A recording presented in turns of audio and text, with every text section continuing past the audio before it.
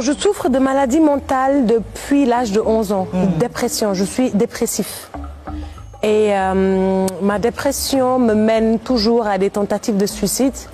Et ce que je veux dire aux gens, c'est qu'une personne suicidaire ne cherche pas forcément à mourir, mais elle cherche juste à stopper la douleur. Parce que c'est une douleur qu'on n'arrive pas souvent à expliquer. Et cette douleur nous fait tellement mal qu'elle nous empêche de dormir, qu'elle nous empêche de nous concentrer, qu'elle nous empêche d'être heureuse. Et cette douleur peut aussi affecter les autres.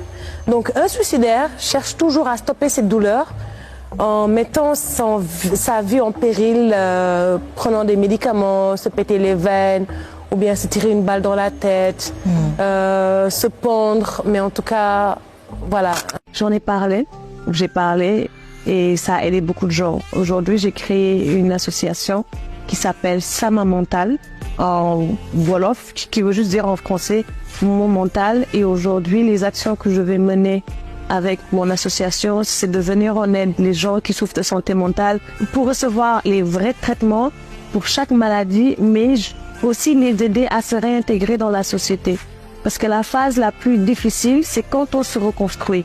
Il y a la phase de la maladie et il y a après la maladie. Et après la maladie, c'est la phase de reconstruction. Et souvent, cette phase te ramène encore à la maladie. Parce que les gens ont toujours un doute que tu es guéri, tu vas chercher du boulot, les gens ne veulent pas t'engager, tu n'as plus de vie sociale, tu n'as plus d'amis. Même pour trouver un partenaire dans ta vie, c'est difficile. Même un jour, ma mère est venue me voir, je lui ai dit « Sors-moi de là, sinon je sortirai pire que comment je suis rentrée. » Sous une échelle de 1 à 10, je suis rentrée, j'étais malade à 5, mais là, je risque de ressortir à 10. Parce que voilà ce qu'on me fait.